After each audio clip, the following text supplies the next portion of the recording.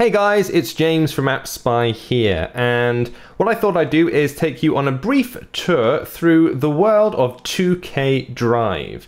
Now this is essentially 2K's answer to Real Racing 3, except for the fact that it's now a premium game, not a freemium one.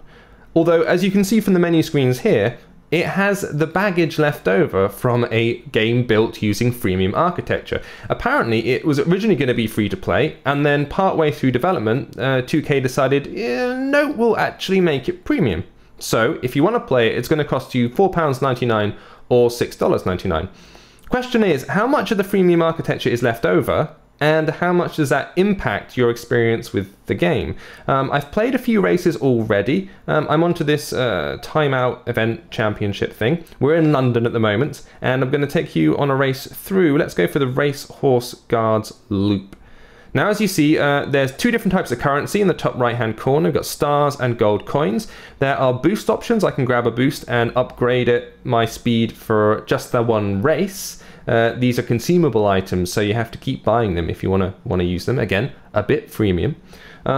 And you have to gain ranks in order to unlock new championships, which obviously you do by going through races, like we're going to do now.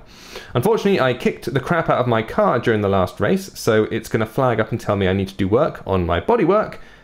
Quick fix is 100 stars, so I'll do that. That's not too bad. There always seems to be enough currency to pay for repairs, which is fine. But the mere fact that there is currency in a premium game always, I don't know, raises warning flags to me. Anyway, here's London. We'll skip through the pretty intro sequence and go straight into the races. Now, I've only done a couple of races, so excuse me if I am rubbish. I've also turned the sensitivity down on the tilt steering because it was a little bit twitchy. Basically, I've come straight out of reviewing Asphalt 8, which is the most arcadey racer you could possibly imagine, and then gone into this, which is very, very serious and sober-headed. So you have to do lots of sensible braking and lots of sensible turning, and basically trying to race like a grown-up, which has taken a bit of a shift in mindset for me.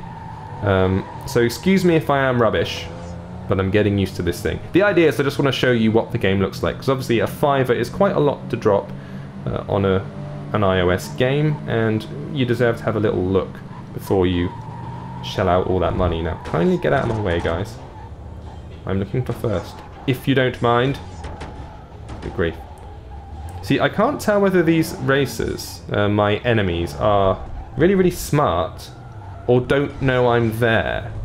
It's always tricky to tell with AI whether they're deliberately blocking you in a very clever fashion, or they're just going about their normal route and completely ignoring your existence, which is kind of lame. Either way, I've crept into first, which keeps me happy. I just have to remember to brake a lot. See, look at that. Look how long I was braking for. Went way too hot into that corner. I'm not playing Asphalt 8. I'm not playing Asphalt 8. Got to keep reminding myself. There we go. Look at that. Sensible Sunday driving there. See if I can get a good racing line. And we'll turn early into that. There we are. Tyres squealing like banshees from hell. Now, you might have noticed there's no rear view mirror or side mirrors or anything. The only indicator there's someone behind me is that little orange-yellow triangle floating around the bottom of the screen. Very, very slowly around this corner. Painfully slowly, in fact. And this one too. It's a big old hairpin. There we go. There's also no map, so I can't tell where I'm going beyond what I see in front of me. Again, maybe that's a realistic thing. They're going for the realism edge. There's no virtual map floating up in my car most of the time. Apart from sat-nav. But either way, makes it difficult to see what's coming ahead, and it's also kind of difficult to tell how far behind me they are. I don't know if this guy's right on my heels or not, which is a little bit strange. The visuals are relatively smart. These things always look kind of clean, very clean to the point of looking a little bit clinical, if you know what I mean. The reason I've tended to lean towards arcade races recently is that while I was impressed when Gran Turismo originally came out, you know, on the PS1 and then the sequel on the PS2 all those years ago, and you got kind of blown away with those, at the time, very realistic graphics and realistic handling. By the time it got to real racing, Gran Theft Auto, Gran Turismo 5, it all starts feeling a bit sterile, and there was less fun involved in it, I thought. I mean, it's great if you are a real petrol head, obviously, but it all becomes a little bit too much about menus and balancing and stuff that, I don't know, it just never felt as entertaining in that kind of raw, visceral way that you would like from a racing game. Well, I won that, clearly by a margin. It didn't feel like an amazing victory, and it was a pretty rubbishy run, if I'm honest, as demonstrated by the knackered bonnet I've got there. Anyway, it's just to show you what it looks like. Let's skip through the results. Now, as you see, just racing, the act of racing and gathering miles earns you currency, gives you both stars and gold coins.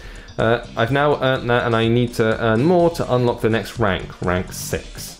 So I say okay to that. This gives you an outrun of what to do. The one thing I've noticed with freemium architecture, everything gets very bureaucratic. There's all these menus and sub-menus, and here's a currency that gets transferred into another currency that turns into a rank that equals a reward that lets you go further, and I don't know. Lots of bureaucracy involved in these games nowadays. You can't just click and play. Anyway, that's what a basic race looks like. It costs £4.99 or $6.99 if you want to take a punt at it, or wait up for the App Spy review, which will be coming relatively soon. It's quite a big game, so we need to give it a bit of an assessment before we plunge into the review, but rest assured it will be coming. In the meantime, take it easy. Bye-bye! This has been James with AppSpy.com. We review, you decide.